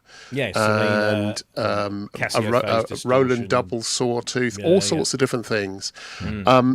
And it actually is a really good control center as well. It accepts and sends out CVs for all sorts of different things. It's a very good sounding, I've got to say, it's a very good sounding beastie. I like it quite a lot. And by the way, apparently, in Eurorack format, 6 HP refers to a module's width. 1 HP is equal to 0.2 inches. So I don't know quite, what is that? So 6 HP is 1.2 inches. So that's a single rack. 12 HP is a double width module. So it's a double width in Eurorack. That's what it is. Can't they just use a simple standard, I suppose? Anyway. Yeah, and stick a keyboard on it and lots of... I know. Some legs, but this is a good sounding thing. Yeah, Biggie asked in the chat, does it have MIDI? Yes, it does. Bottom left-hand corner. There you go, MIDI in. Obviously through a TRS jack. But if I was to, heaven forbid, that if I was to get into modular, this might be a module I would maybe look at to start with because I can play chords on it. You know, but I love the sound of it. I think the sound of it's really, really nice. And it has the Vox Humana patch on there as well. So it's got lots of lovely things going on. And it is certainly by my standards, it's an affordable thing. Was it 345 quid? Yeah, 345, 346, something like that. Yeah. It's a good sounding module. I do, if anyone really does want to know more, watch the video. You can scrub through to the end. You'll start hearing all the different things it does, and it does some great sounds. Really it's about good 6 sounds. minutes long, but the guy introduces it and sort of talks about it, and then gives a lot of sort of hands-on demos of it as well, which is really cool. I'm just filling in here while I just grab the video for the next. For the next item. But I mean, look at that. We're doing modular. Should we do some more? Do some more. Should we do some Send more? cake. Send cake. Yeah. Everyone send cake. Before we do that, let's do one other thing, because this video is still trying to synchronize. Let's talk about this. This is interesting. So this is it's called Theremin, but this is Theremin Plus, and it builds on a previous model. Have a look at this.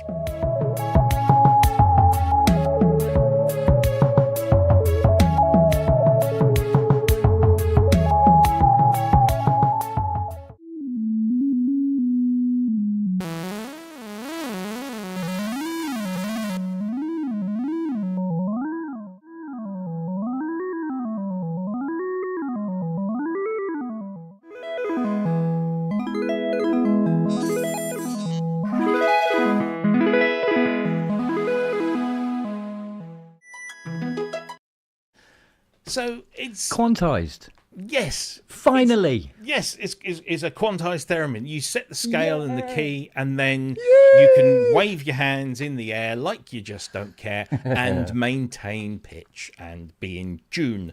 But this is a Theremin Plus. There was a Theremin, just a Theremin, no pluses or anything in there. And this is the plan that they have for a new one. It's Arduino based internally, comes in this little, I guess that's a 3D printed box. The original was a DIY kit, but the plan is for this one to be fully built and sold for the same price as the original, which was around 130 of your US dollars. So that was the original Theremin, as you can see there, in all its naked glory. But this one, the improvements are that it's had added a second wavetable-based voice with an arpeggiator and a drum section with various styles and 4 kits. So they've really packed a lot into this tiny little box. From what I can judge on the video there, you've got a couple of sensors left and right, but the guy was using his thumb to go up and down the octaves and also change the voices. So it's very much a performance-based thing. Looks a lot of fun, and for $130, which in today's climate is probably $99.99 UK or something like that, it seems like an interesting thing, don't you think? Yeah. The answer is yes. I mean, it's a toy-like thing, but it's an interface that, as Kent jumped on, the idea that it's quantized and you can change the scaling and the key that it's in, switch from major to minor, do all that kind of stuff. So you'll never be out of tune, and it gives you a way. Why am I doing that? It gives you a way of I don't know. Hi.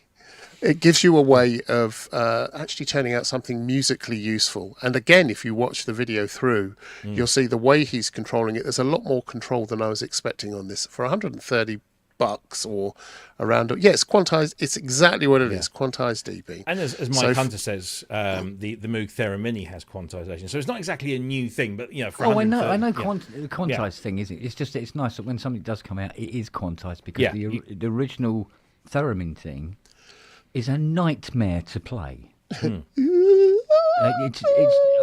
It's just no. This is a good box. This is good fun, though. It's like a vertical Rolly Rice.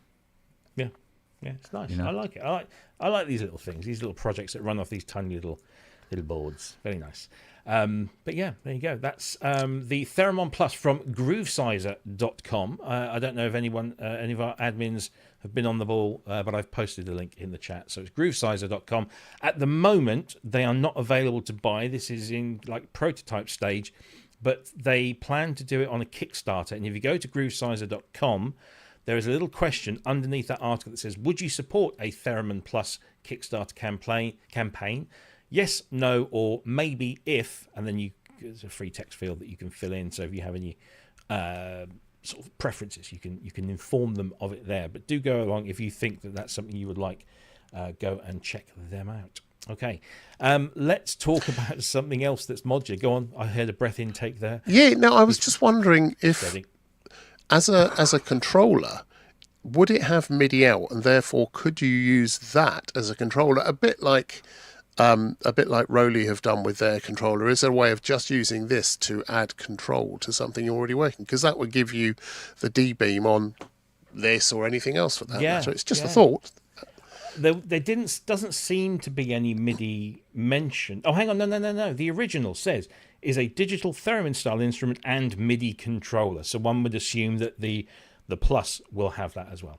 So that certainly makes it a lot. That more makes it even more interesting. Yeah. You Yeah. have to rely on just its inbuilt sounds. That would sit. Don't sound too bad. That would sit just. It's been pointed out to me that you're talking about what a nightmare a theremin is to play, and I'm surrounded by Rollies. In my defence, I will point this out.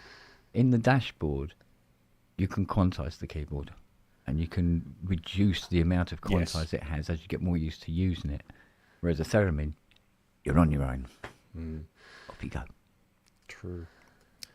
Should we do another bit of modular? Yeah. This Was one the news actually, really again, that thin on the ground this week? It is. Actually, no. That you're looking at modules. I had to write about this one as well. They forced me to do it, but I kind of like this because it's based on granular sampling, and I do like a bit of granular. Let's have a little listen to the brand new module from Intellijel.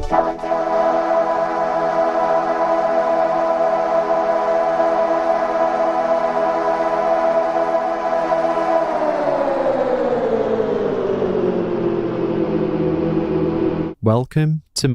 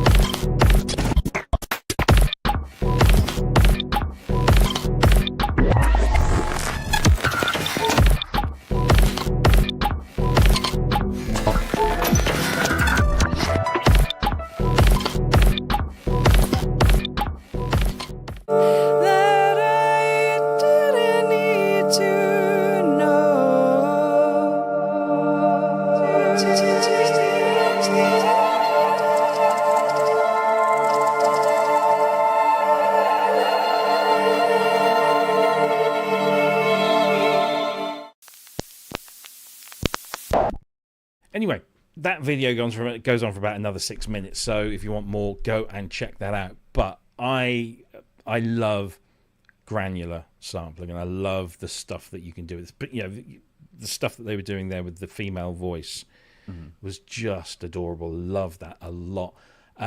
You can do a whole bunch of stuff with this. It's a stereo morphing granular synthesizer in a module. I don't know how many HP bottles this is compared to, but pencils. Yeah, pencils. This looks like 24. So you can have 8 different sounds in here, and you can play them. You can latch them so that they play like a drone. You can unlatch them so you can get sort of this kind of glitchy percussive type thing going on. There's loads of modulation available through those sockets. Apparently, you plug cables in or something like that.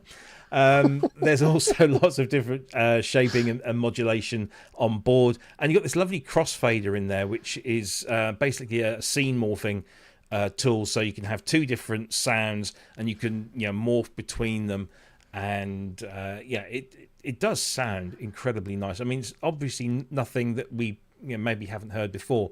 But in this format, it looks incredibly and sounds incredibly good.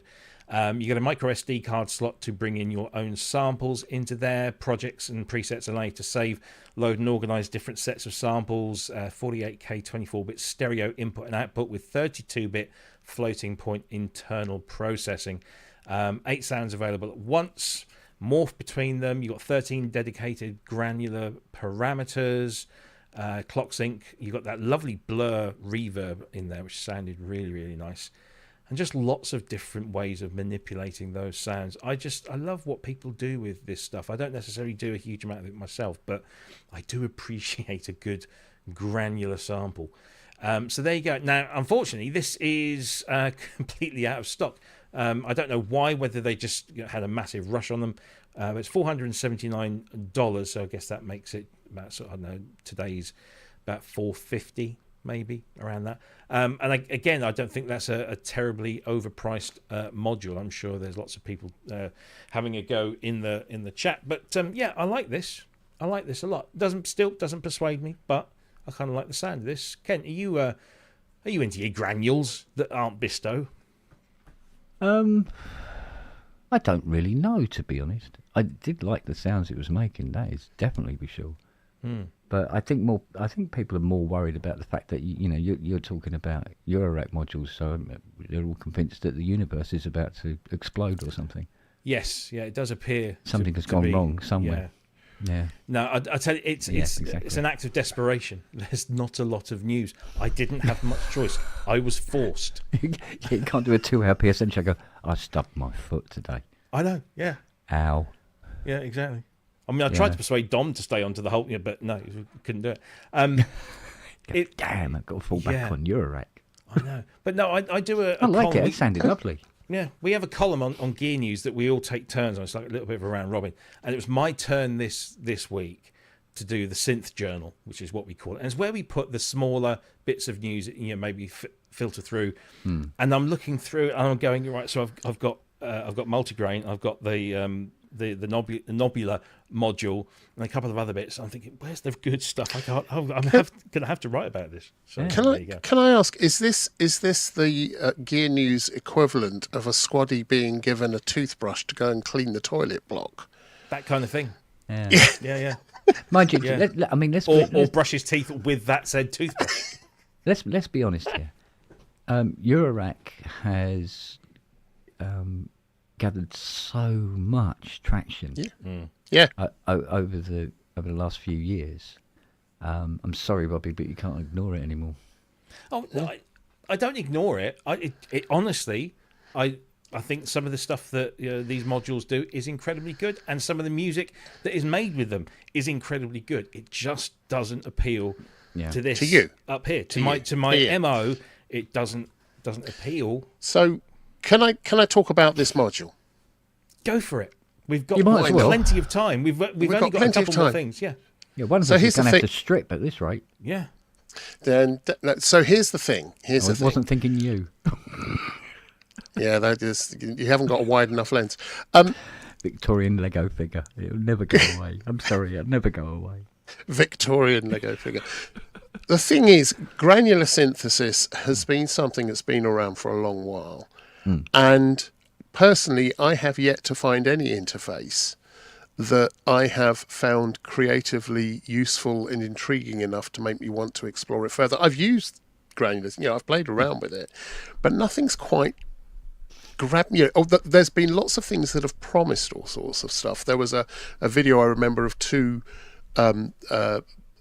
keyboards opposite each other with an LCD screen or an LED screen where two guys were. It looked like a ping pong table thing, ping pong table, that kind of thing. Now that looked really cool, and I would have loved to have played with that.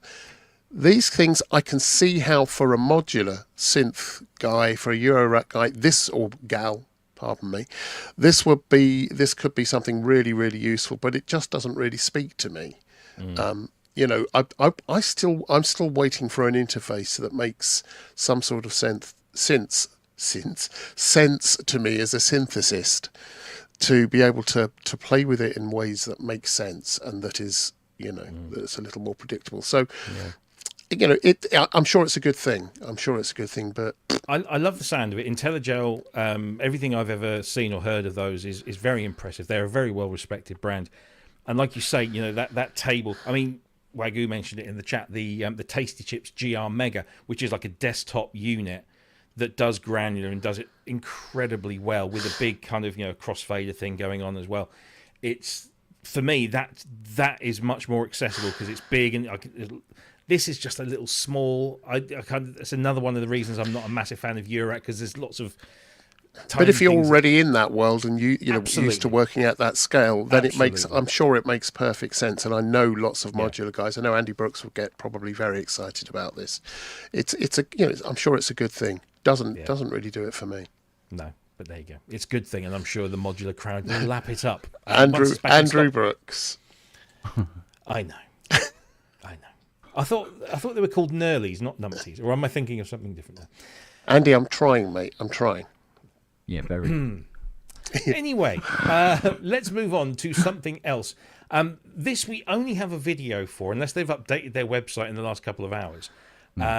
This is a new instrument. I'm going to play the video clip, but I must say I do quite like what I'm hearing of the new Synth R10.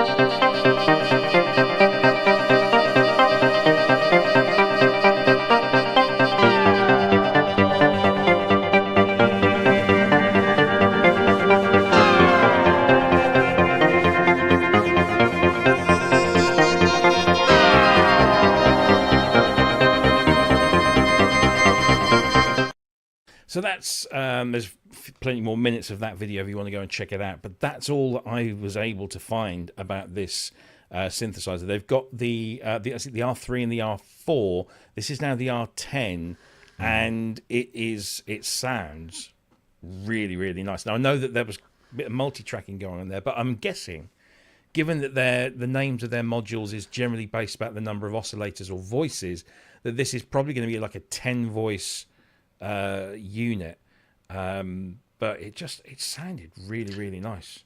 I'm not sure that was multi-tracked. I think Well, there was what you were hearing I think what you were hearing, players were playing different things in the videos. The top one and the bottom one was different. So that's just why I'm thinking maybe they've just done two okay, parts. no, I see what you mean. Thing is, this is a box, 10 voices, all that stuff, but it got lots of knobs, lots of buttons and sliders on it. I love it. You know, I'm already in love with it. I like the sound that I was hearing as well. Limited to 5 units. Hang on a second. We have some incoming information from Tom at Synth Anatomy. Let's share this. I hope he doesn't mind. Here we go. Because he was at Synthfest France. This was there because this is Synth are a French company. It's a boutique, handmade, bitimbral, polyphonic analog synthesizer a la Prophet 10, ready for production. So 2 multi-wave oscillators based on SSI 2130s. PWM sync sub-oscillator mixer, 2 filters, 2040 and 3320 types, 2 envelopes, 2 multi-wave LFOs, USB. Go and check his video out. I've not seen that one. I apologise. It's available on demand in tiny quantities, 5 currently, for €3,900. I'm just reading on the genesis of the whole Synthar sort of range, and there's a big thing in here about how it was using the ASM2 chipset or engine, and then that became ASM3 for a short while, and the person that's been doing that has reverted back to ASM2. So it may be there's only a very limited number of ASM3 chips, which is why this is a very limited run.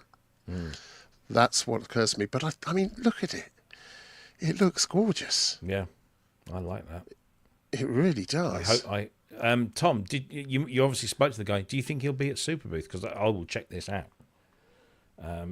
3,900 is, it's a steep thing, but it's a boutique unit. It's Well, if it's based on the 3,900 Prophet euros? 10, I tell you what, Yeah. I'd rather 3,900 carry one of those to the door than a bloody Prophet 10. well, quite. No, it looks nice and sounded really nice. I Sounded love it. really, Yeah. really good. Yeah, Yeah, it did sound good. that sort of the music. It just reminded. I've got my Tangerine Dream Phaedra 50th anniversary box set arriving tomorrow, which I'm very excited about. But that reminded me of TD. It's very That's nice. kind of, me as well. It was very much Yeah. down that Tangerine Dream sort of route, Yeah. wasn't it? It sounds really good. Yeah. That's something I could quite lost after. Here we go. Some more information. Nope, he makes this in his retirement. Handmade and no money for Superbooths also. Well, that's a shame. Not the ambition for big production. So it really is a genuinely boutique thing. So it's the guy work looking of for a love. sponsor. Yeah. It's a shame because something like that needs to be big and popular and out there. But no, Yeah. lovely thing. What a lovely thing. Very that is. lovely thing. Yeah. I like that. That's probably one of my favourite things this week. But thank you, Tom, for the extra content there. Much appreciated. I like it when you're in the chat, mate. Stay there. And I should be seeing you in a couple of weeks as well, no doubt. We talked about Kadamo earlier on. Get this. It's not a new instrument, but they're selling baseball caps, €15. That looks cool. I like that. Nice bit of merch. We like a bit of merch on this show.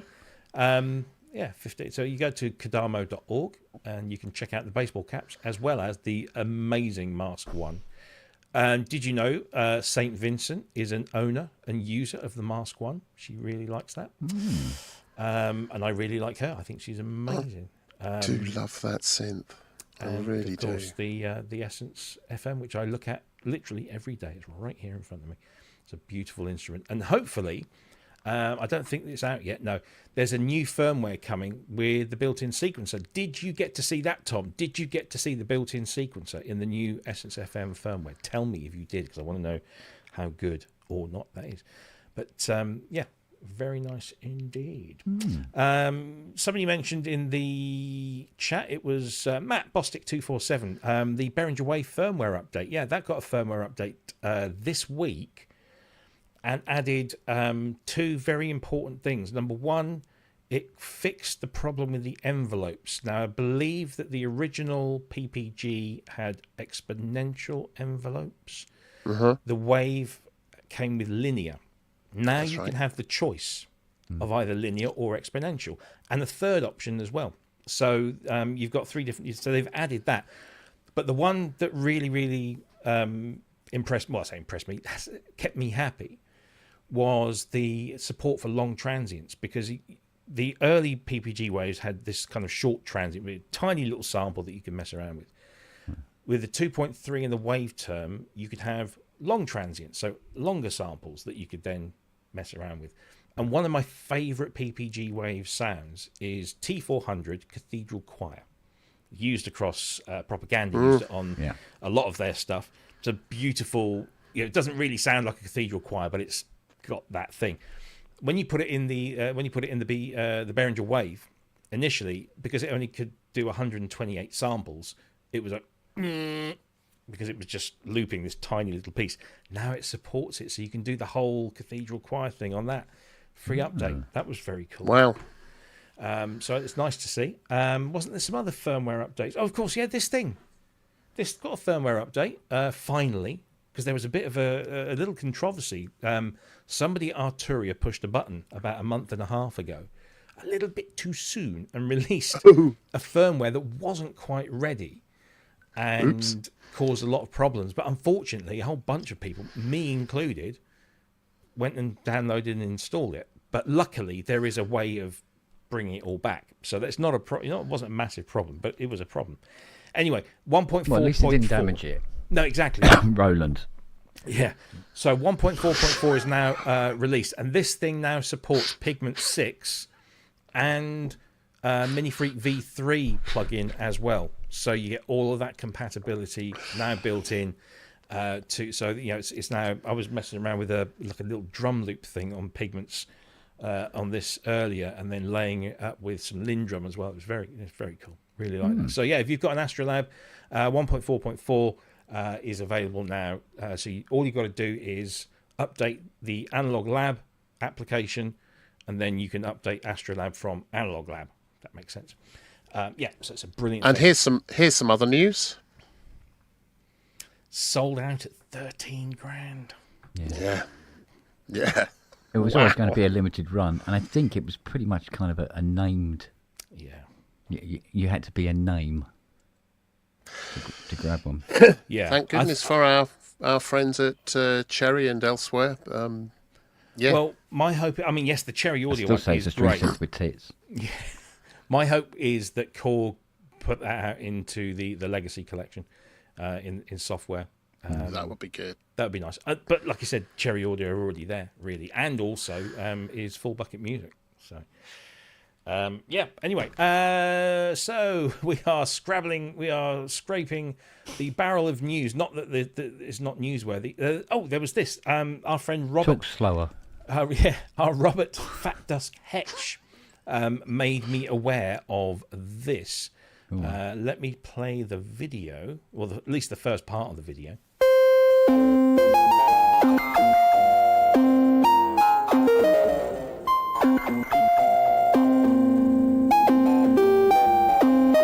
Kaleidoscope is a digital multi-timbral synthesizer.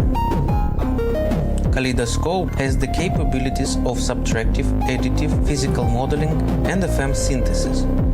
4 tracks, and each can have its own timbre.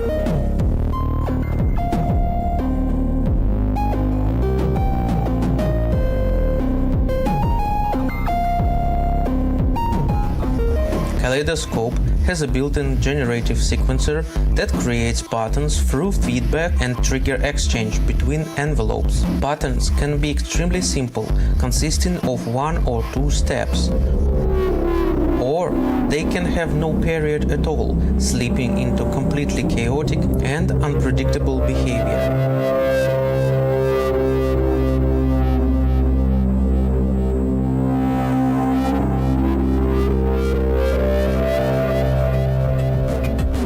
Kaleidoscope.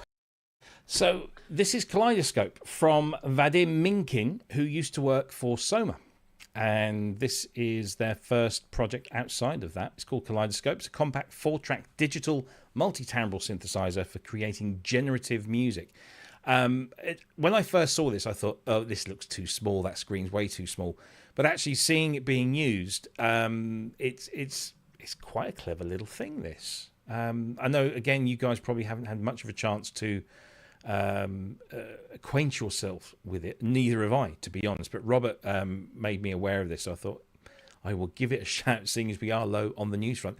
I thought for a little box that's packing, additive, subtractive, physical modeling, and FM synthesis with a 4-track sequencer in there as well that you can mess around with, and it sounded way bigger than its physical dimensions suggest. I quite like that.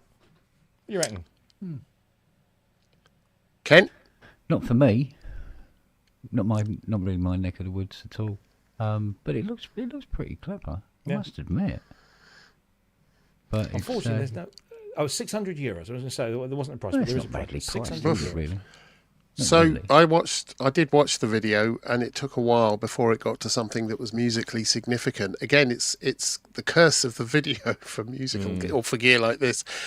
I want to hear something that makes it accessible to me immediately, rather than something that sounds distorted and weird. And which I get that it can do that, but that's not what you lead with. You lead with something that says this makes good sounds, and I didn't pick up on that. It's it's okay. I won't be buying it, but I can, they're starting out. It's their first project. Do another video, guys. Do something that's a bit more It's definitely accessible. Carrying the Soma legacy with it. Yeah, for sure. Especially Yeah, with yeah, they little are. pads. Yeah, you definitely can hear that in the sounds. But I spent 12 grand on orchestral libraries for a reason. Sorry. Yeah. So there you go. That is the Kaleidoscope Generative Groove Box, designed by Vadim Minkin, and is available to order now from. Let's get the website up here. Let me pop that into the chat. There we go. Yeah, so there you go. That's that. And I think I've got a question for you, Robbie. Go for it. You did the music store thing last week. What did you buy? I bought records. Yeah, I bought lots of. What? Well, I don't know how much of this will be of any interest to our viewers.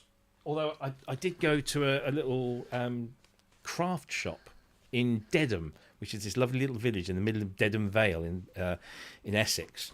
And look what I found. Yellow, The Race on 12 inch, all 13 minutes of it. I thought that was rather cool. Yeah. But as far as Record Store Day can say, I'll pick out some highlights that obviously pertain to the topic of the show. Oh, this was my haul. This is what I got. Bloody hell.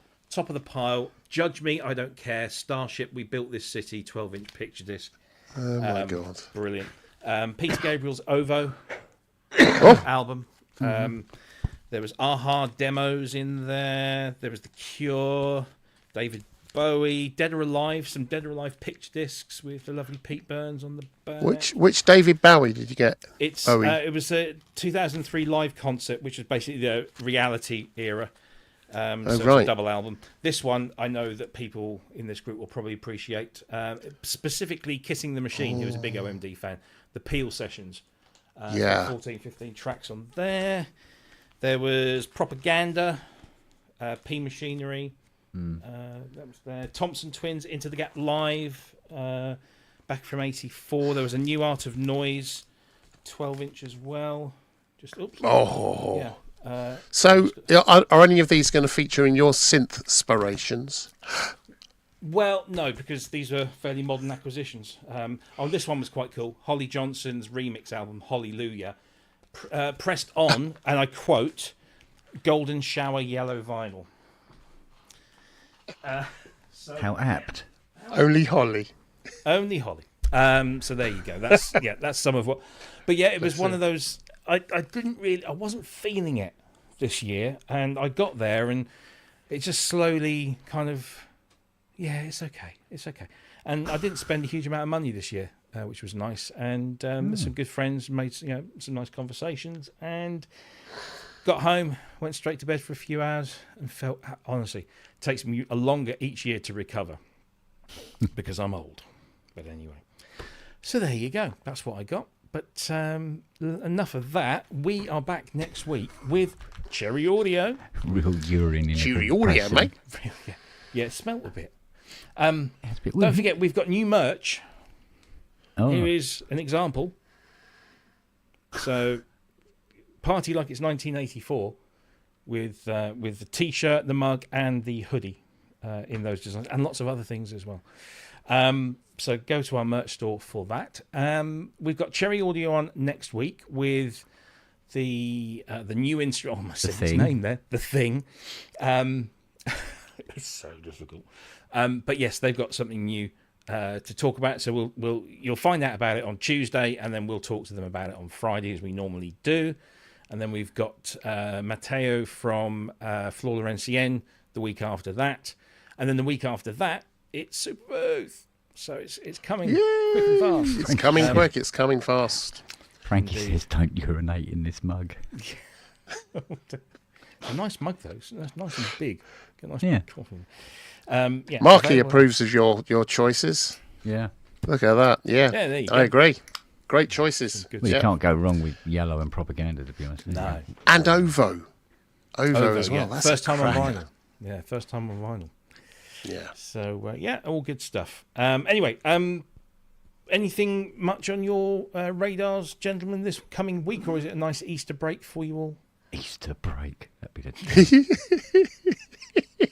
I have a job tomorrow of that concerns the back garden and an awful lot of ex-food.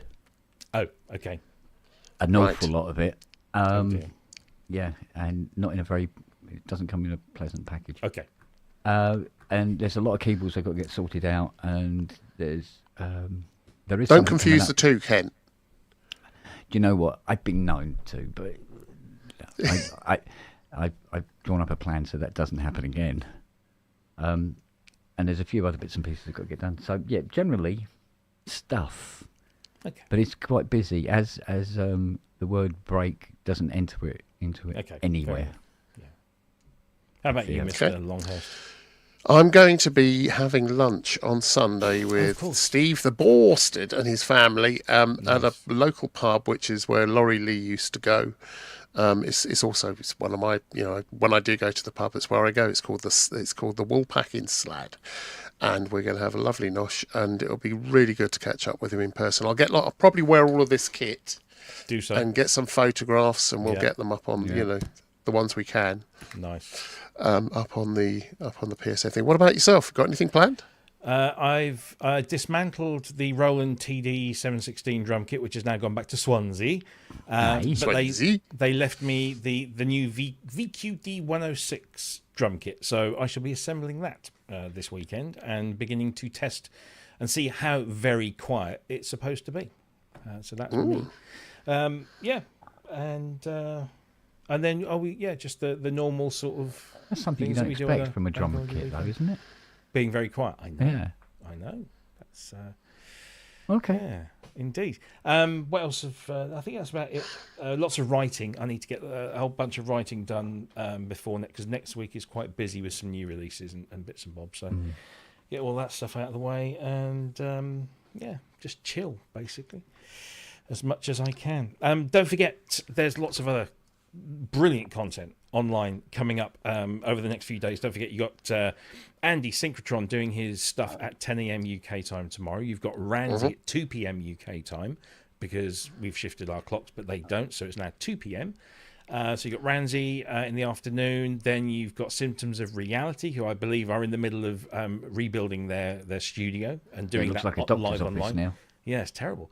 So you got it's those guys popcorn on night every tonight day. as well. Popcorn night later on Popcorn tonight with yeah. Symptoms of Reality. They're on every night. You've got Get Jervis, who'll be on at, I think it's 10 p.m. on the Sunday, jamming with Jim Jams and Jackson and whatever else he's got on his desk at that time. So there's loads Siri's of stuff favourite going show. on. Yeah, I bet. Yeah. Yeah, she's there So- looking at the screen like that. Yeah, especially with the cats, yeah. Yeah. So yeah, it's lots of stuff going on. Lots of stuff indeed. So And I'll be doing some playing as well. I've got I did press the button on the Steinberg Halion Orchestra Colours. Oh yes, yeah, that sounds Tried it out with Murmurations that I've been about. It's actually it works quite well, the two of them together. And there's another synth that I've been playing with this week that I'll be throwing into the mix. More of that another time. Cool stuff. Cool stuff. And we'll be back same time, same place next week with the Cherry Audio guys. So look forward to that. Make sure you go and check out what they're releasing on Tuesday at 6 p.m. UK time. It's good. It's fun. You'll like it. And we'll talk about it in great detail next Friday. But until then, have a fantastic weekend. However you celebrate Easter or don't celebrate Easter, have a good one. Whatever it is that you're doing, enjoy it. Have fun. And we will see you same time, same place next week. Say goodbye, everyone. Goodbye, everyone. Goodbye, everyone. Goodbye, everyone.